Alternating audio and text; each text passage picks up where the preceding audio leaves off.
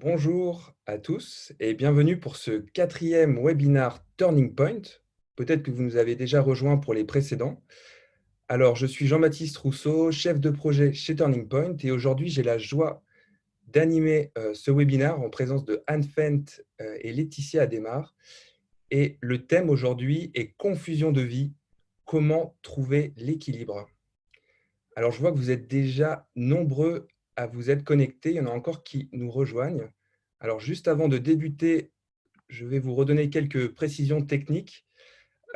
Assurez-vous bien que vos ordinateurs sont branchés sur secteur euh, et que vous êtes dans un endroit calme. Voilà, n'hésitez pas aussi à mettre vos oreillettes si vous en avez. Alors, ce webinaire va se composer en deux temps. Premièrement, une présentation pendant 30 minutes. Et dans une deuxième partie, vous pourrez interagir donc, avec les animateurs en posant vos questions. Et donc, pour interagir, vous avez trois possibilités. Donc, le bouton questions-réponses, vous pouvez l'utiliser tout au long de la présentation. On répondra aux questions donc, dans le deuxième temps. Vous pouvez également utiliser le bouton converser donc, pour nous parler sur le chat et également le bouton lever la main. Donc, lever la main, ça vous permettra de poser votre question directement avec votre micro. Il me semble que nous sommes prêts. Donc, on va accueillir Laetitia et Anne et je vais leur passer la main pour démarrer. Bon webinaire. Bonjour à tous, je suis Laetitia Ademar, coach et directrice chez Turning Point. Bonjour à tous, je suis Anne Fent, coach et directrice chez Turning Point, particulièrement en charge des programmes du secteur public. Voici un slide d'introduction qui va vous permettre de voir comment nous avons conçu avec Anne ce webinaire pour vous accompagner. Dans un premier temps, nous allons faire une espèce d'état des lieux et une lecture des difficultés que nous pouvons vivre dans ces fusions ou confusions de vie pendant le confinement. Ensuite, dans un deuxième temps, nous allons prendre de la hauteur pour voir comment on peut regarder avec d'autres lunettes nos différentes situations. Et enfin, vous proposer de nouvelles opportunités qui peuvent être rencontrées et trouvées dans cette période de confinement. Et enfin, bien sûr, nous serons très heureuses de répondre à vos questions. Alors, quand on a préparé ce webinaire avec Laetitia, nous est immédiatement venue cette comparaison avec le théâtre classique, où cette règle d'unité de lieu s'impose. Et là, elle s'impose à nous et notre feuille de route, finalement, c'est de réussir l'unité entre les différentes sphères de notre vie, entre la sphère professionnelle, entre la sphère personnelle, entre la sphère familiale et la sphère sociale et sociétale. Mais finalement, dans ce moment-là, nous mesurons que chacun de nous vit une situation singulière, une situation particulière. Certains sont en grande difficulté, d'autres au contraire ont découvert d'autres façons de vivre et sont finalement heureux de cette suppression des frontières entre leurs différentes sphères de vie. Nous faisons face à des difficultés d'organisation, nous devons affronter nos peurs, nous devons aussi affronter notre fatigue, mais si nous osons les affronter, en fait, on découvre aussi en nous des ressources insoupçonnées, des forces nouvelles qui peuvent nous aider à mieux faire face. Par exemple, toi, Laetitia, comment est-ce que tu vis ce confinement ? Alors, dans les premières semaines, j'ai eu du mal à m'adapter au rythme. Je suis confinée à Paris dans un appartement avec mon mari, qui travaille aussi à plein temps pendant la période de confinement, et deux enfants de 7 et 11 ans. Donc, d'habitude, j'aime bien cette image qui est visuelle. On a la vie professionnelle d'un côté et la vie familiale de l'autre. Parfois, ça se croise, mais pas souvent. Et là, d'un seul coup, tout a été complètement fusionné. Donc moi, j'ai essayé de revenir un peu à l'époque d'avant et j'ai dit, les enfants, vous rentrez pas quand je suis en visio, vous bougez pas. Et en fait, ça a créé un très fort déséquilibre. Et donc, comme d'un côté, tout était serré, ensuite, j'ai voulu tout séparer, j'ai réussi à trouver une forme de respiration et les collaborateurs et même les clients sont contents de voir les enfants passer. Donc voilà comment il y a eu une première phase d'adaptation. Et toi, Anne ? Moi, je me retrouve seule avec mon mari. On a la chance d'être dans une maison avec un jardin, donc je reconnais que je suis une privilégiée. Et que finalement, ça a été presque plus simple pour moi d'articuler ma vie professionnelle et ma vie personnelle dans ce confinement. Même si les 2 premières semaines, j'ai vraiment ressenti une très forte fatigue, vu le stress aussi sur le plan professionnel que j'ai pu vivre. Mais là, maintenant, avec un peu de recul, ce que je ressens, c'est que mes enfants, mes petits-enfants me manquent beaucoup, mes amis aussi, et que cette maison qui était souvent ouverte et pleine de monde se retrouve vraiment parfois très, très vide. Et cela m'a permis, sans doute, de me remettre un peu au centre et de savoir aussi goûter ce temps de ressourcement, ce temps de reconnexion à ma vie intérieure, peut-être, de pouvoir apprécier, de méditer, de lire, de regarder la nature s'éveiller, de faire du sport pour moi. Voilà. Alors, peut-être que Laetitia, on pourrait finalement faire l'inventaire de toutes ces difficultés qui nous remontent dans cette période de Exactement. confinement. Tout à fait. On a interrogé, donc on continue à accompagner des managers, des équipes, et on leur a posé la question pour voir quelles étaient vraiment de manière très succincte et courte, en quelques mots, quelles étaient les difficultés qu'ils rencontraient. Vous les voyez à l'écran, peut-être que certains d'entre vous se reconnaissent dans certaines d'entre elles. Je pense qu'elles nous parlent à tous, et la première lecture que je vous propose, c'est de se dire que ça arrive à un certain moment et ça évolue, et certaines d'entre elles vont revenir. Donc il y a un besoin d'adaptation face à ces difficultés. Maintenant que vous en avez pris connaissance, je vous propose d'accueillir le jeune Gabin, qui est un membre de la famille d'un de nos collaborateurs. Et cette photo, je pense que les dimensions visuelles aussi nous parlent. Il y a les mots, mais il y a aussi le visuel, est une bonne synthèse de ces confusions de vie. C'est-à-dire que, donc, comme on le disait avec Anne précédemment, avant, famille d'un côté, travail de l'autre, là, tout se retrouve dans une même unité de lieu.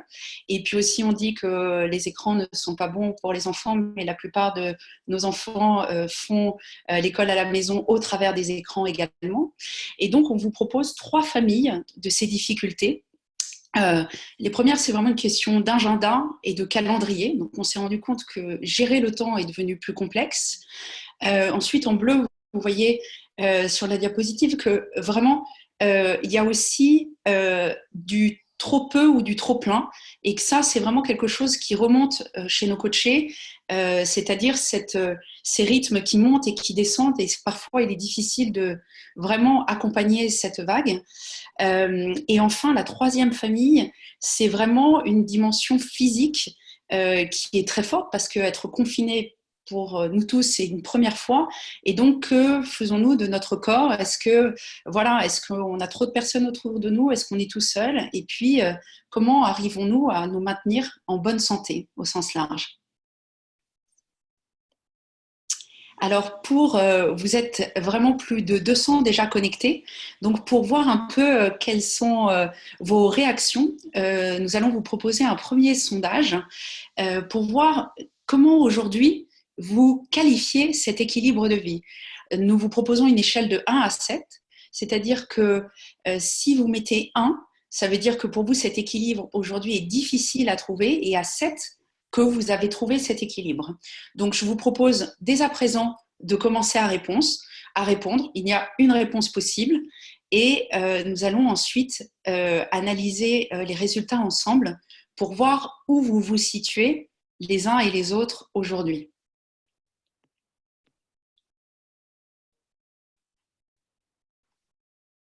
Donc, Jean-Baptiste est en train de voir les réponses qui arrivent.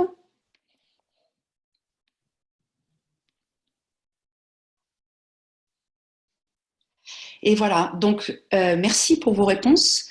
Je pense que ce qu'on peut constater, certains d'entre vous sont encore dans une période très difficile. On peut voir que ce n'est pas la majorité, mais qu'au fur et à mesure qu'on monte vers 2 ou 3, on s'aperçoit qu'on a de plus en plus d'entre vous qui se situent eux-mêmes dans ces échelles-là.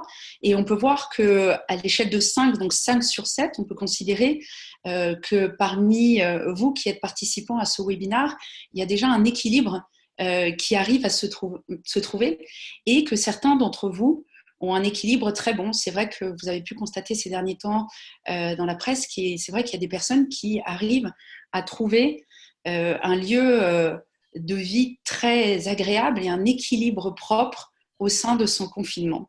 Dites-vous tout ce qu'on voudrait vous partager avec Anne, c'est que cela peut varier et qu'on aspire vraiment, dans le cadre de ces webinaires, à vous aider à trouver ce meilleur équilibre. Si on passe sur cette diapo, nous aimerions, je pense qu'entre vous, dans le fil conversé, que vous puissiez dire en un mot peut-être, et je pense que ça peut vous enrichir les uns les autres, de dire quelle est la difficulté principale qui vous empêche de monter d'une marche. C'est-à-dire, qu'est-ce qui fait que peut-être que si vous étiez à 1, qu'est-ce qui vous empêche de passer à 2, ou si vous êtes à 5, qu'est-ce qui vous empêche de passer à 7 et à 6 ou à 7 même, et que peut-être à l'issue de ce webinaire, vous aurez trouvé quelques clés partagées pour passer à l'étape suivante. Nous vous laissons le temps de répondre. Et de voir aussi les réponses des autres.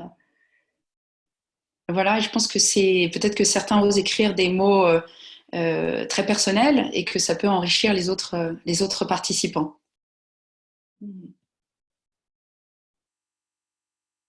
Donc, face à ces difficultés, comment passer à l'étape suivante? Donc, nous allons passer à la prochaine diapositive. Vous laissez le temps de lire les réponses des uns et des autres. On a beaucoup de réactions, alors avec des personnes qui répondent seulement en conférencier, voilà. Donc vous ne voyez peut-être pas tout s'afficher. On a beaucoup Très bien. d'interconnexion, incertitude, culpabilité de ne pas en faire assez, routine, le flou de l'incertitude. Alors, D'accord. merci pour toutes vos réactions. Merci de vos partages. Alors face à toutes ces difficultés, vraiment merci de nous les avoir partagées. En fait, on pourrait être tenté d'avoir plusieurs types de réactions. D'abord, l'agressivité, c'est-à-dire de la colère, des tensions relationnelles, voire des violences. Et on a pu voir malheureusement dans l'actualité beaucoup de faits divers de violences conjugales, de violences familiales envers les enfants. La deuxième type de réaction, c'est la fuite. C'est finalement un désengagement de nos équipes, la fuite des échanges familiaux, voire même des transgressions par rapport aux règles de confinement. Et le troisième type de réaction possible, c'est la paralysie. Je ne me sens plus en mesure de continuer à travailler. Je ne parviens plus à suivre le travail des enfants. Tout cela me bloque complètement. Et donc, pour éviter d'aller vers ces réactions, c'est important que nous puissions prendre un peu de recul. Alors certes, ce thème est éternel. Moi, je dis parfois que la recherche de cet équilibre dans ma vie a été presque un combat de ma vie professionnelle jusqu'alors. Mais c'est vrai qu'il est là particulièrement exacerbé dans ce contexte. Il y a 3 facteurs qui, d'une façon générale, influencent cet équilibre, ou plutôt cette recherche d'harmonie, plutôt que équilibre. Et cette recherche d'harmonie, par exemple, elle a comme premier facteur bloquant, si on peut dire, la relation que j'entretiens au travail. Alors évidemment, c'est le fruit de notre éducation, de notre histoire personnelle, de ce que nous avons vécu jusqu'alors.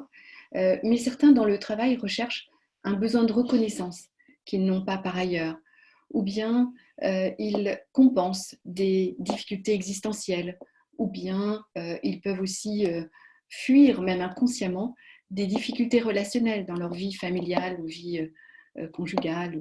Voilà. D'autres peuvent se jettent dans le travail parce qu'ils ne savent pas déléguer ou parce qu'ils ne savent pas dire non. Tous ces sujets sont des sujets sur lesquels nous accompagnons beaucoup de nos clients en coaching. Mais il y a aussi un deuxième facteur important qui peut expliquer qu'à certains moments, il y a des équilibres, mais c'est un déséquilibre nécessaire parce que nous sommes dans des étapes de vie différentes. selon que nous sommes célibataires, en couple, avec des jeunes enfants, avec des enfants adolescents, avec des enfants partis, avec des colocataires, etc. Tout cela nous confronte à des étapes de vie où nous avons des besoins différents vis-à-vis notamment de notre sphère familiale. Et puis enfin, il y a les enjeux professionnels auxquels je dois faire face. Évidemment, quand je suis en prise de poste, je dois m'impliquer beaucoup dans mon travail. Évidemment, lorsque je pilote un gros projet, eh bien, je dois consacrer beaucoup de temps et peut-être que c'est dans cette période-là un peu au détriment de mes autres sphères de vie. Et puis, il y a également lorsque je suis en gestion de crise, ce que beaucoup d'entre vous vivent aujourd'hui, ou bien au contraire, où je suis dans un vide parce que dans ma vie professionnelle aujourd'hui, on n'a pas besoin de moi et je vis aussi avec difficulté ce sentiment-là. Et donc, du coup, c'est important dans cette phase-là qu'on puisse se reconnecter à ses besoins, que l'on puisse vraiment se garder du temps personnel pour mieux comprendre ses émotions, ses besoins associés, pour affronter ses peurs et ses frustrations. Aussi que l'on puisse se connecter aux autres, prendre soin des autres, de tous nos proches, de nos collègues, de tous nos proches et de nos collègues qui sont soit, nos proches qui sont avec nous, ou bien qui sont loin de nous. Pouvoir finalement rassurer, protéger, garder le lien quoi qu'il arrive, mais aussi surmonter nos agacements avec ceux avec lesquels nous vivons, où le confinement peut parfois exacerber nos comportements et nos vulnérabilités. Et puis enfin, il y a ce thème de l'authenticité. C'est vrai que nous avons appris dans cette période à beaucoup de simplicité dans les relations. Nous sommes rentrés dans l'intérieur de nos collègues, nous sommes rentrés dans l'intérieur de nos supérieurs hiérarchiques, nous sommes rentrés dans l'intérieur de tous ceux avec lesquels nous sommes en lien. Cette simplicité, cette vérité nous oblige aussi à parfois dire la vérité et à ne pas masquer ce qui se passe. Enfin, il y a ce besoin du recul pour accepter de mettre une distance par rapport à ce que nous vivons. Pour certains, c'est très très difficile, mais si on essaye parfois d'évaluer le problème que l'on ressent sur une échelle de 1 à 10, ça nous permet aussi de relativiser certaines choses. Et puis enfin, il y a ce nouvel apprentissage du lâcher-prise, du fait de faire confiance, de renoncer à tout contrôler. Nous ne pouvons pas contrôler tous les devoirs de nos enfants, tout ce qu'ils font pour compenser le manque des enseignants présents. Nous ne pouvons plus tout contrôler ce que font nos collègues. Et au fond, et si c'était l'occasion aussi, par se faire confiance, de leur redonner leur capacité d'autonomie et de responsabilité. Merci. Alors, là, justement, on nous fait émerger, chère Laetitia, des opportunités nouvelles. Tout à fait, je pense que ces mots-là que tu viens de prononcer, que ce soit de confiance et lâcher prise, résonnent pour nous tous. Et vraiment sur les opportunités nouvelles, après avoir pris de la hauteur, c'est de se dire, cette image nous tient à cœur à toutes les deux, de la palette de peinture. C'est-à-dire se dire que dans le confinement, il y a aussi l'opportunité de trouver un équilibre en fonction des couleurs. De chacun compose soi-même sa palette de couleurs. Et certains jours, parfois ça ressemble à rien. Et puis certains jours, on trouve la bonne harmonie, la bonne lumière et on arrive à trouver les bonnes opportunités. Donc on va vous en proposer certaines qui peuvent vraiment émerger. Donc le premier outil que j'aimerais vous partager, c'est vraiment cette notion d'alignement. Vraiment tête, cœur et corps. Vraiment se dire quelle peut être pour nous tous la possibilité de trouver un équilibre. Et vous voyez le schéma qu'on a créé. En dessous, il y a un petit zigzag. Et c'est vraiment de se dire que cet équilibre, parfois, il est pas simple, mais qu'on peut aspirer à cet alignement qui suscite dans notre tête, qui n'arrête pas de mouliner en ce moment le jour, et pour certains d'entre vous, je pense aussi la nuit, qu'est-ce qui suscite notre tête, le cerveau, tout ce qui est intellectuel. Donc ça va être la zone, la matière grise, le néocortex, le cœur, tout ce qui est de l'ordre des émotions, Là, ça va être notre cerveau limbique. Et enfin, dans notre corps, c'est vraiment notre cerveau reptilien qui va pouvoir être suscité. Et il y a certains jours où il y a un équilibre, d'autres où il y a un autre déséquilibre, et d'essayer de trouver chacun le meilleur alignement pour cela. Ensuite, Anne, comment trouver du sens également? Oui, voilà, une façon aussi de vivre cette situation, c'est de se reconnecter au sens de ma mission, au sens de mon engagement, au sens de mon travail. Quelle est la raison d'être de ce travail? Quelle est ma plus-value euh, dans mon travail? Qu'est-ce que je suis capable d'apporter? Qu'est-ce que j'apporte aux autres? Je pense à cette personne que j'accompagne, Patrick, qui est directeur adjoint dans une organisation et qui prenait conscience que sa mission était vraiment importante pour soutenir l'activité, certes, de sa direction, mais surtout soutenir les équipes dans cette période. Et que c'est peut-être là qu'était sa vocation et sa raison d'être dans la direction. Apporter à la fois des remerciements à ses collègues, savoir aussi les rassurer, savoir prendre soin d'eux, s'intéresser à ce qu'ils vivent, mesurer les difficultés qu'ils affrontent. Et puis aussi leur faire confiance et leur donner plus d'autonomie et de flexibilité dans leur travail. Peut-être nous pourrions voir voilà, la diapositive suivante et Laetitia, finalement, regarder toutes ces solutions qui émergent. Exactement. Dans le cadre de cette prise de hauteur, on a à cœur aussi de vous partager vraiment cette image de la couture parce que cette photo nous parle, peut-être que tout le monde ne coupe pas. Personnellement, je ne coupe pas du tout. Mais ce que j'aime dans cette photo, c'est vraiment l'idée d'un sur-mesure. C'est-à-dire se dire qu'aujourd'hui, on va pouvoir, dans le cadre du confinement dont on ne sait pas combien de temps il va durer, imaginer des solutions avec d'autres outils qui peuvent nous permettre de retrouver l'équilibre. Donc, dans un premier temps, ce que je vous propose d'explorer comme outil, en passant à la slide suivante, va être de se reconnaître et de voir quels sont nos talents ou quels sont nos lieux de ressourcement, c'est-à-dire comment chacun individuellement, on peut comprendre là où on trouve l'énergie. Certains d'entre vous l'entendent peut-être des autres, sont extravertis ou introvertis. Certains d'entre vous ont peut-être passé des tests psychométriques de type MBTI ou plus avancés et savent où sont leurs sources de ressourcement. Mais je pense que là, je donne le témoignage de Benoît, qui est un de mes coachés et qui a passé la première semaine de confinement vraiment seul, sans ses colocataires. Et une baisse d'énergie complète, alors que pourtant, il y a de l'interaction avec les collègues, il y a plein de manières de pouvoir être en relation et une baisse d'énergie complète. Et quand son colocataire est revenu, il a vu l'énergie qui remontait. Donc l'idée que je vous partage, c'est d'être sensible et attentif à ce qui vous donne de l'énergie. Et Benoît, en question, a pris conscience au fil de notre échange pendant le coaching que c'était vraiment l'interaction physique qui, pour lui, était la source de ressourcement vital, quasi vital pour lui. D'autres, peut-être parmi vous, qui sont plus introvertis, trouvent des zones de confort et de ressourcement très forts dans le cadre de ce confinement, parce que justement, il n'y a pas tout ce bruit, l'open space, etc. Et là, retrouvent leur énergie. Donc peut-être aujourd'hui, vous pouvez voir entre extraverti et introverti, où est-ce que vous pouvez vous ressourcer. Voilà le premier outil que je vous propose. Le deuxième outil est vraiment avec cette image de voir comment on peut s'alléger, se sentir plus aérien.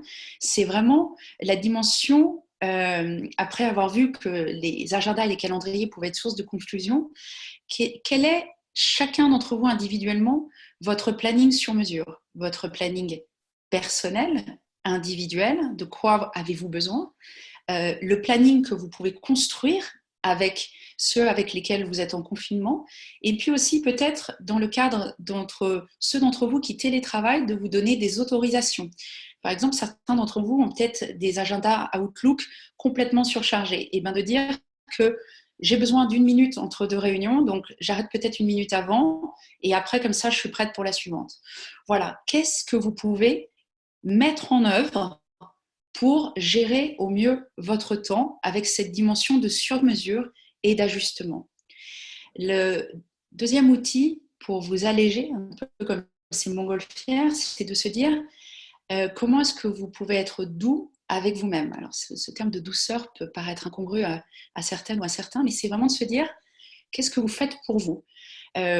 Une possibilité que je vous offre, c'est peut-être de se dire le matin ou le soir, quand on se regarde dans le miroir, tiens, qu'est-ce que je me dis à moi-même ou qu'est-ce que je m'offre à moi-même comme pensée positive pour terminer la journée ou pour la démarrer. Voilà, de la douceur, ça peut être un cadeau que l'on s'octroie. Et enfin, le terme de gratitude me tient vraiment à cœur, c'est de se dire comment on peut exprimer un merci en fin de journée, individuellement. Peut-être certains d'entre vous écrivent, ont peut-être aussi un journal du confinement, ou comment on peut se dire en couple ou en famille, et même si on n'est pas dans le même espace, envoyer un petit texto en disant à un collègue merci aujourd'hui, tu m'as fait un retour qui m'a vraiment aidé, ou merci parce que ce matin j'avais pas trop la pêche et la vidéo que tu as envoyée sur un groupe WhatsApp m'a vraiment redonné de l'énergie. Voilà, avoir cette idée de gratitude qui peut devenir un rituel dans nos quotidiens. Et justement, Anne. Eh bien, et vous, quels sont finalement chacun de vous, là vous êtes à peu près 200 connectés là en ce moment, quelles sont les pépites que chacun de vous a déjà su mettre en œuvre là aujourd'hui? Je vous invite à y réfléchir chacun de vous. Qu'est-ce que vous avez pu trouver dans cette période malgré les difficultés, au-delà des difficultés, au-delà de ce que vous vivez qui n'est pas simple? Quelles sont finalement aussi ces petites pépites trouvées? Et donc, on vous invite à le dire dans le fil de conversation pour que nous puissions aussi le partager ensemble. Voilà, on vous laisse un petit peu le temps de nous faire émerger vos pépites.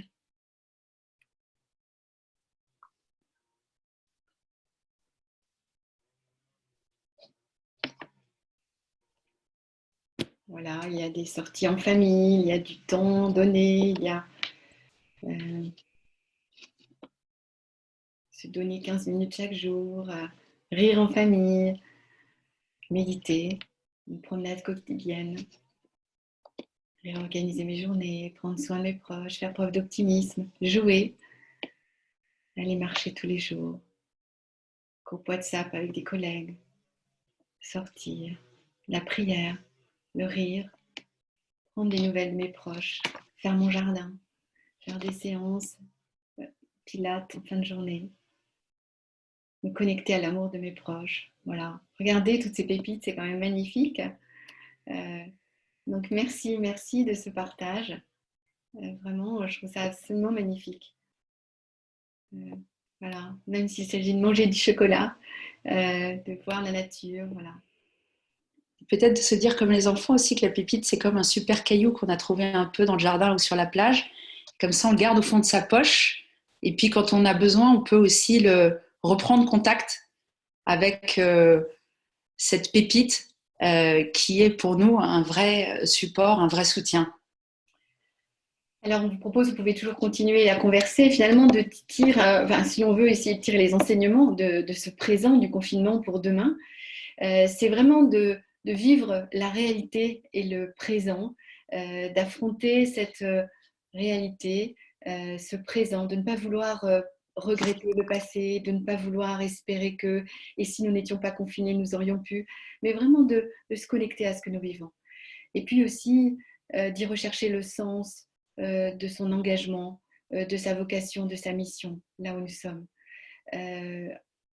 Troisièmement, c'est sans doute aussi de prendre en compte ses propres besoins et ceux de son entourage, qu'ils soient présents ou pas.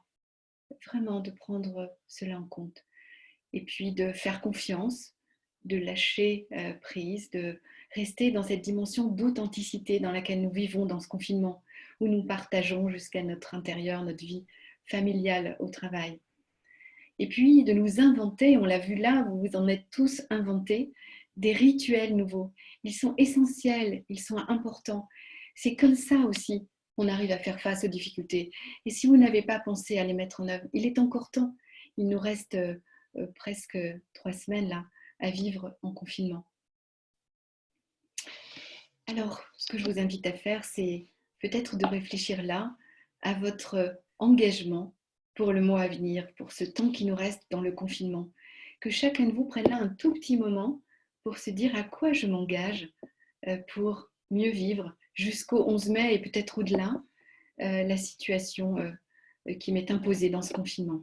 Comment j'y vois aussi une magnifique opportunité pour m'engager dans une autre façon de vivre.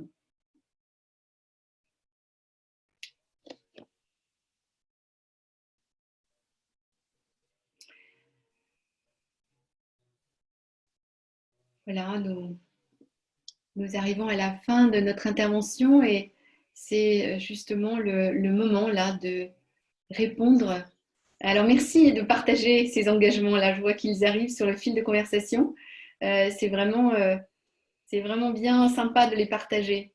N'hésitez pas. Et voilà, tout ça est une richesse que l'on se donne, cette palette de toutes nos bonnes idées, de toutes ces couleurs que nous mettons dans notre confinement aujourd'hui. Merci beaucoup, Anne et Laetitia, pour cette présentation. On a déjà des premières questions qui arrivent, et notamment celle-ci. La situation est-elle plus difficile pour les hommes ou pour les femmes? Bonne question. Alors, on va essayer d'y répondre toutes les deux, Laetitia et moi. Alors, moi, j'ai envie de dire que c'est vrai qu'il faut, j'allais dire presque malheureusement reconnaître, et les récentes études le prouvent, que la charge mentale est souvent beaucoup plus lourde pour les femmes que pour les hommes.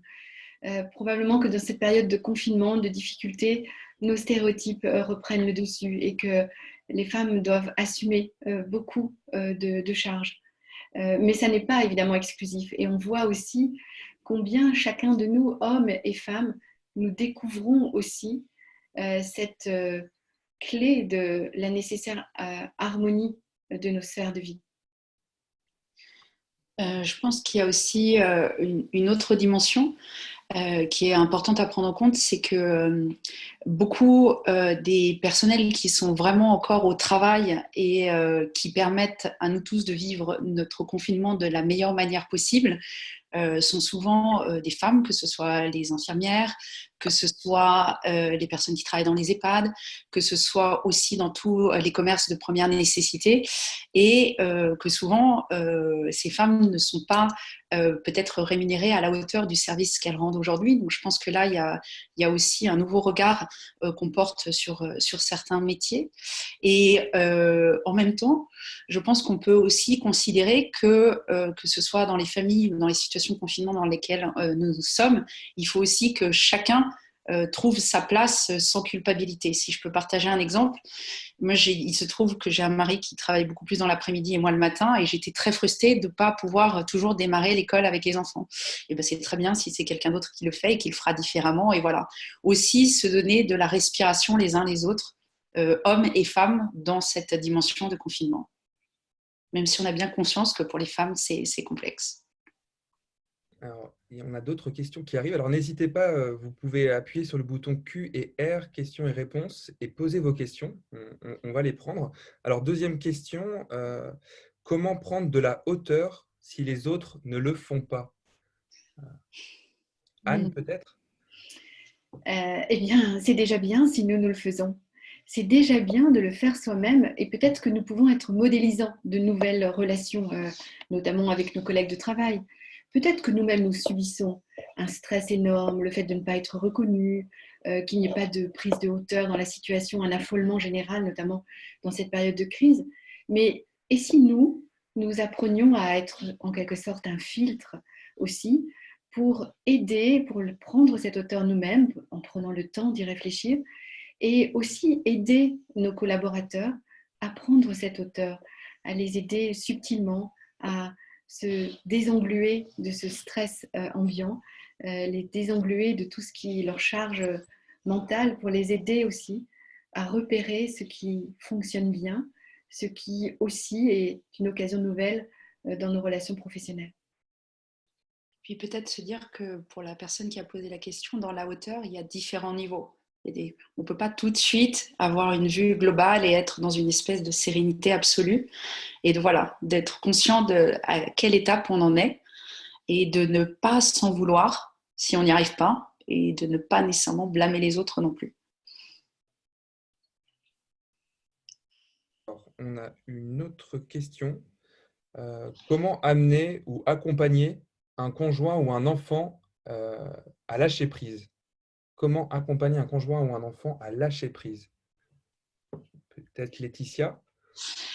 Je pense que je vais commencer par l'enfant peut-être.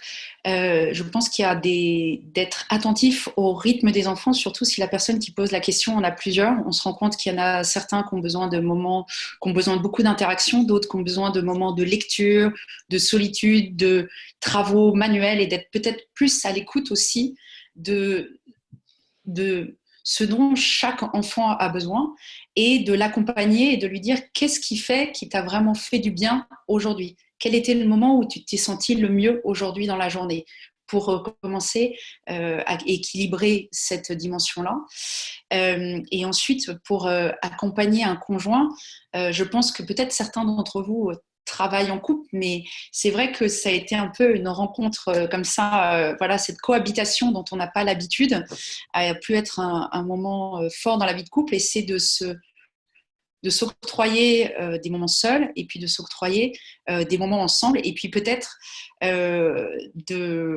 d'ouvrir un dialogue sur des modes différents. Je ne sais pas, Anne, peut-être que tu as d'autres recommandations? Oui, ce qui me semble d'abord, c'est si on se donne ce rituel, par exemple, chaque soir ou peut-être chaque semaine seulement, de se dire comment on a vécu cette journée ou cette semaine, qu'est-ce qu'on a aimé dans cette journée sur le plan relationnel entre nous et quels pourraient être nos besoins pour la suite. C'est-à-dire vraiment oser se dire les choses, peut-être aussi parfois attendre de l'autre peut-être un peu moins que ce que l'on voudrait. C'est aussi respecter l'autre et sa charge professionnelle, mais l'inviter à donner même un peu de temps à la famille. Peut-être par l'humour, peut-être en faisant des jeux. Je voyais que beaucoup d'entre vous font des jeux de société avec les enfants. Bon, voilà, il y a peut-être comme ça des choses à introduire pour réussir à aider l'autre à se désengluer de sa charge professionnelle énorme. Merci. On a d'autres questions qui arrivent toujours. Vous pouvez continuer à les poser. Donc, comment bien préparer son retour au bureau après le télétravail? Ah, moi, j'ai envie de vous dire, vraiment, c'est l'objet d'ailleurs du webinaire de jeudi dont on va parler juste après, mais c'est un vrai sujet.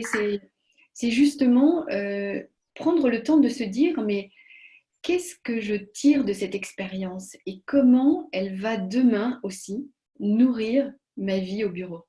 Je crois que déjà ça, c'est vraiment utile de le faire. Je crois que nous devons envisager le monde d'après enrichi de tout ce que nous avons découvert là. Et puis aussi pour certains, enfin ça dépend de l'habitude qu'on a avec le télétravail. Certains y trouvent beaucoup leur compte, pour d'autres c'est beaucoup plus compliqué. Donc aussi de commencer à en parler, peut-être que vous avez des réunions d'équipe hebdomadaires, ou de commencer à en parler avec ses collègues pour voir comment ils le vivent.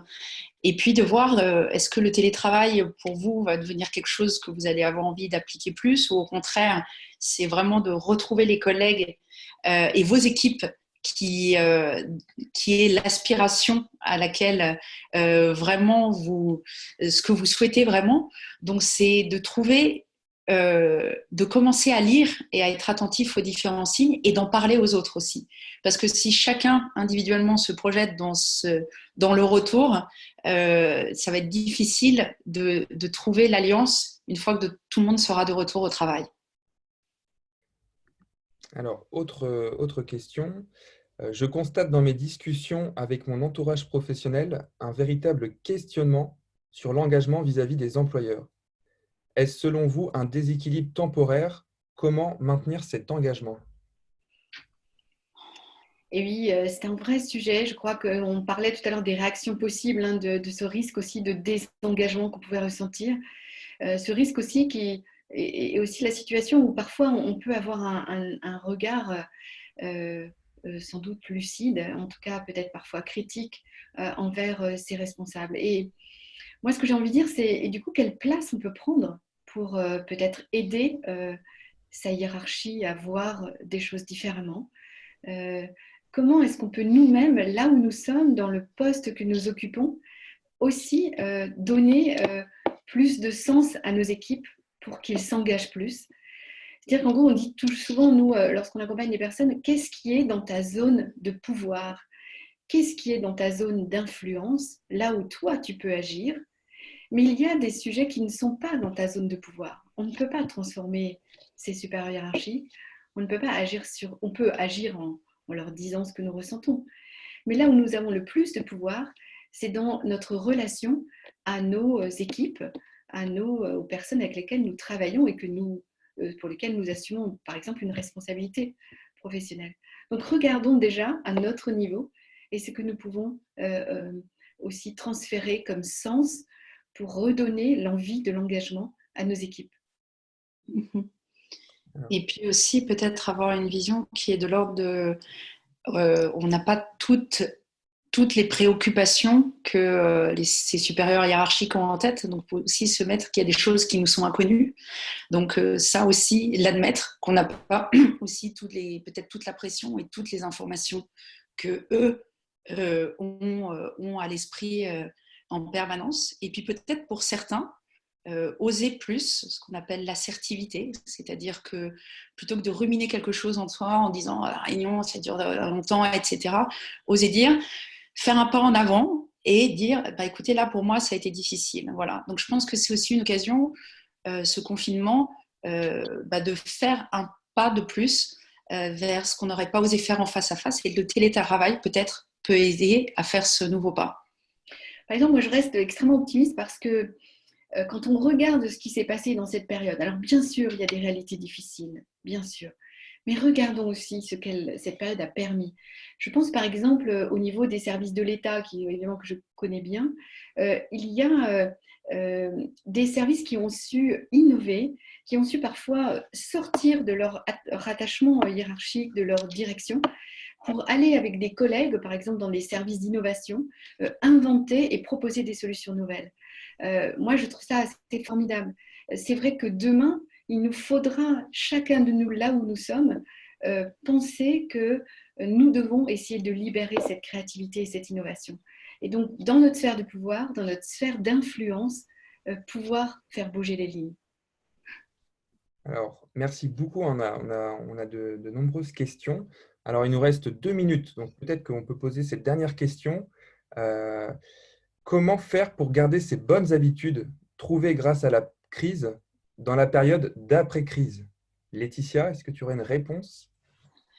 Alors, garder ces bonnes habitudes, je pense qu'il faut être à la fois très enthousiaste et très modeste parce que on est dans un environnement très particulier. Donc, pour la période d'après-crise, c'est peut-être en sélectionner une ou deux qui vraiment nous tient à cœur et nous dire qu'elle va devoir être modelée peut-être différemment dans l'après-crise. Donc, ne pas, parce qu'ensuite, on pourrait avoir le risque de se dire, je ne sais pas encore de quoi est fait l'avenir, mais d'avoir le regret de ce qu'on arrivait à faire avant et d'être là aussi dans une période difficile. Donc, d'être à la fois chercheur d'or, trouver sa pépite et être modeste et réaliste pour pouvoir la mener sur la durée et avec cette idée qu'on ne sait pas de quoi sera fait l'avenir, mais au moins ces sources de ressourcement et d'équilibre dont on a parlé, en emporter un petit peu avec nous pour la suite. C'est vrai qu'une pépite, c'est tout petit, et pour autant, ça peut être d'une grande richesse. Moi, je rejoins ce que dit Laetitia. Restons aussi modestes, mais enrichissons-nous de toutes ces petites pépites. Merci beaucoup Laetitia et Anne pour ce webinaire. Donc Merci. il est temps de conclure, on arrive à la fin. Alors, surtout, merci pour votre participation. Vous avez vraiment été à peu près 200 en permanence connectés. Et on a envie vraiment de vous dire, ne comptez pas les jours qui restent, mais faites que chaque jour compte. Merci à tous. Voilà. Et donc, une annonce, le prochain webinar, qui sera le numéro 5, vous est proposé ce jeudi à 11 heures, donc avec le thème «Rebondir en équipe le jour d'après». Voilà, il sera présenté par Bernard Tolec et Édouard de la Moissonnière.